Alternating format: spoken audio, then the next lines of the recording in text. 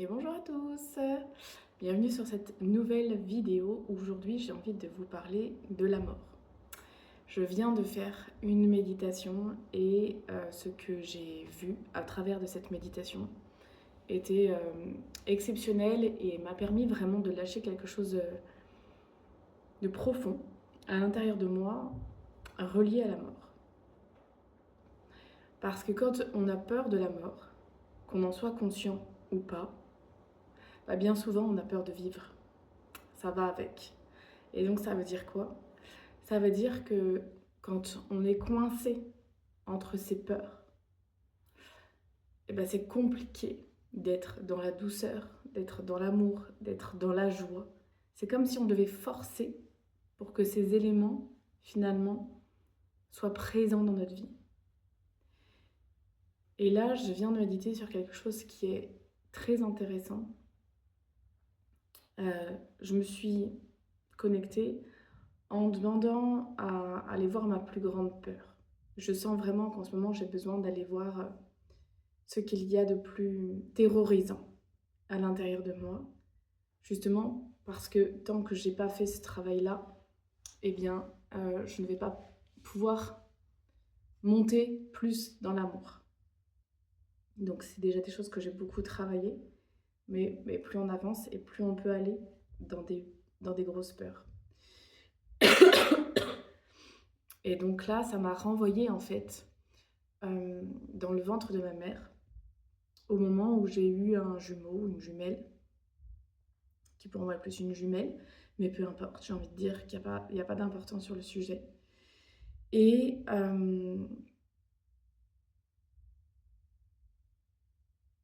au moment où ce jumeau est parti, le fœtus que j'étais à ce moment-là, énergétiquement, a engrammé une très très grande peur de se retrouver seule finalement. Et c'est quelque chose que j'ai visité plusieurs fois pourtant, mais j'avais pas été capter la peur viscérale, profonde qui était liée à ça. Et quand je me mets en méditation comme ça, je rentre dans un système de dialogue et ça me disait non, non, je peux pas lui parler, je peux pas aller le voir, ça me fait trop peur, c'est comme si c'est trop dangereux en fait, parce que je ne sais pas quelle émotion va surgir si je m'autorise en fait à m'ouvrir à ce jumeau décédé. Et même quand je reparle là, je sens l'émotion. Je ne sais pas si vous la captez, vous, à travers la vidéo.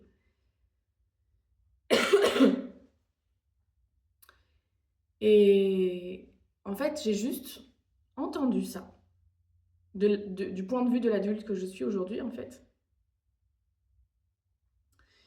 Et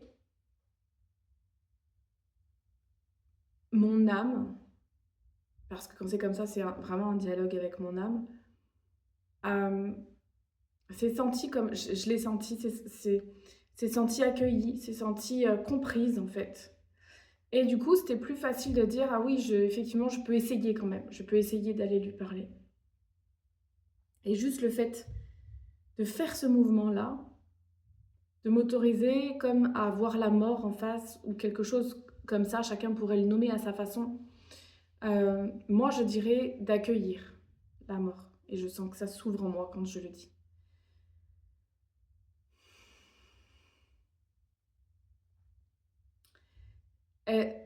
En fait, la façon dont je visualisais ce jumeau mort, ça faisait comme une espèce de petite boule noire, toute gluante, vraiment, où si on le touche, on ne sait pas comment ça peut se transformer en fait. Vous voyez, c'est ce genre d'imaginaire-là qu'il y avait avec. Et juste le fait en fait de l'accueillir comme ça, et ça s'est mué en une lumière absolument extraordinaire. Et là est venue cette phrase: la mort est vivante.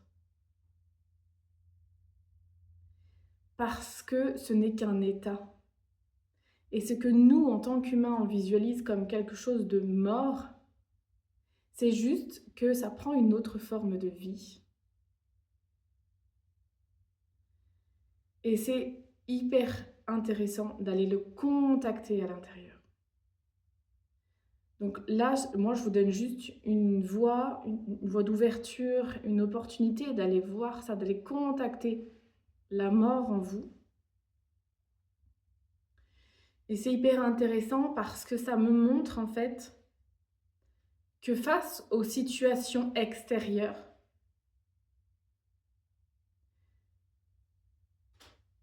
j'étais en retrait, toujours.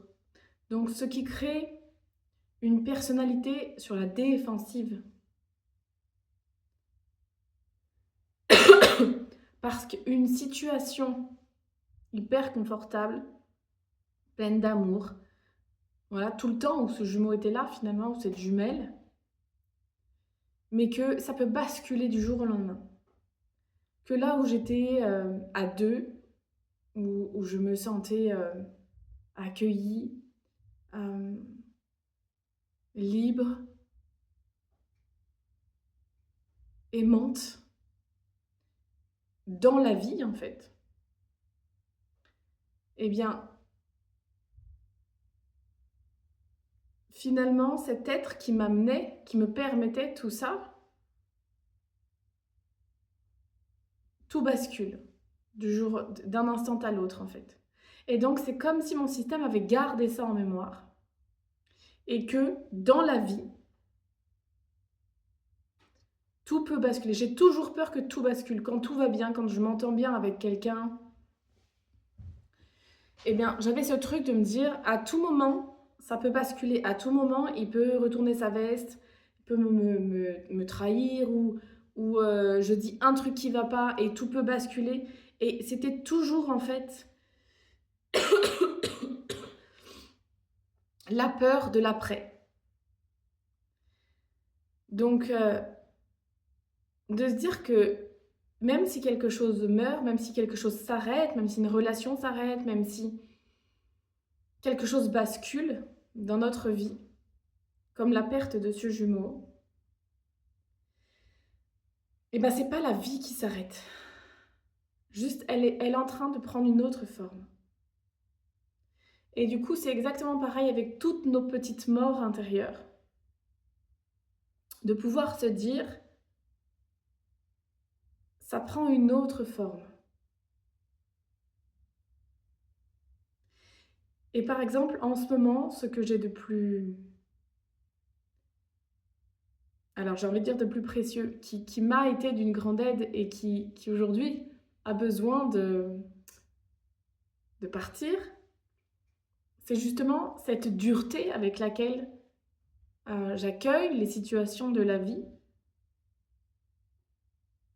qui sont extérieures à moi, même si on sait que l'extérieur n'est que le reflet de l'intérieur, mais malgré tout, on vit avec cet intérieur-extérieur. Et donc, tout ce qui pouvait m'arriver d'extérieur et qui n'est pas sous mon contrôle, du coup, qui n'est pas sous ma maîtrise, m'amenait ce conflit, en fait, très très fort entre vie et mort. Et du coup, d'être toujours dans cette peur qu'il arrive quelque chose qui potentiellement me renvoie à cette mort. Et donc, si on a à faire la bascule à l'intérieur de nous, comme ça, de voir que la mort est vivante, la mort est aussi la vie, sous une autre forme, bah ça allège énormément. Et donc, ce qui a besoin de lâcher chez moi, c'est vraiment d'aller chercher cette douceur, en fait. De ne plus être comme avec un espèce de filtre en permanence, d'être sur le qui-vive, d'accueillir tout ce qui peut se passer de traumatisant finalement. Et d'être toujours, cette femme rigide, avec moi, avec les autres, avec la vie, d'avoir la sensation qu'on n'a pas le droit au bonheur, d'avoir la sensation qu'on ne mérite pas. ou en tout cas que quand on a ce qu'on mérite de plus beau, de plus cher, qui nous est plus cher à notre cœur, que quand on le perd, on a l'impression qu'on arrache une partie de nous. Et donc, je me suis vraiment construite avec cette dureté-là, cette rigueur, cette exigence, cette perfectitude. Et que tout ça a besoin de lâcher, je le sens, mais c'est tellement difficile. Et cette méditation, du coup, voilà, m'amène encore un angle nouveau, m'amène, je le sens, une libération, m'amène quelque chose dans le corps qui est difficilement explicable, mais qui en tout cas va m'aider et va participer au fait que je vais pouvoir laisser toute ma douceur m'envahir en fait et reprendre sa place, parce qu'au fond je sens que je suis une femme extrêmement douce, mais ce n'est absolument pas ce que je laissais transparaître jusque-là. Et là, depuis ces dernières années, ça se mue beaucoup. Et je le vois avec mes enfants où je me sens mais tellement plus douce qu'il y a 7 ans, quand j'ai eu mon premier enfant. Et c'est vraiment quelque chose voilà, comment je pourrais dire ça? Ce qui est au plus profond de vous, ce qui vous caractérise au plus profond de vous, bah, généralement, c'est enfoui derrière tellement de couches de protection, d'illusions, de croyances. Et quand on vient enlever tout ça couche par couche, il y a des choses absolument extraordinaires qui naissent. Et voilà, de ne pas, enfin de ne pas avoir peur. Si les peurs sont là, c'est pas le fait de ne pas avoir peur, mais c'est pas parce que la peur est là qu'il ne faut pas y aller. Ce serait plutôt ça le message. Et de vous dire que chaque chose qui doit mourir en vous est une belle chose, vous rend vivant, en fait, vous rend vivante, c'est ça. Chaque chose qui meurt en vous vous rend vivante. C'est beau ça. Donc voilà, le message que j'avais envie de vous transmettre aujourd'hui pour commencer cette nouvelle année. Assez paradoxalement, du coup, voilà, la vie est pleine de paradoxes et en même temps, on est en plein milieu de l'hiver encore. Donc, il y a encore des choses qui ont besoin de mourir, clairement. Donc voilà, c'est une belle opportunité, j'ai envie de dire. Et donc, je vais finir par vous souhaiter tous mes meilleurs vœux pour cette nouvelle année et que justement, vous puissiez aller chercher votre vérité au plus profond de vous-même afin que vous puissiez pleinement vous réaliser au-delà de ce que vous imaginez. Parce que quand j'ai commencé ce chemin, vraiment, je ne m'imaginais absolument pas pouvoir sentir cette douceur en moi. C'était quelque chose qui n'existait pas, j'ai envie de dire. Euh, donc, oui, c'est ça que j'ai envie de vous souhaiter pour cette année 2026 et au-delà, soit de mettre en route, soit de continuer ce chemin et de vous accorder, d'avancer sans relâche en fait, pour que ce qu'il y a de meilleur pour vous, je ne sais pas si c'est de meilleur le mot, mais ce qu'il y a de plus heureux en vous peut-être, ce qu'il y a de plus authentique, de plus vrai, de plus juste pour vous, en vous, se révèle à vous. Voilà. Je vous souhaite une belle journée, une belle semaine. On se retrouve la semaine prochaine pour une nouvelle vidéo. Et je vous embrasse. Ciao!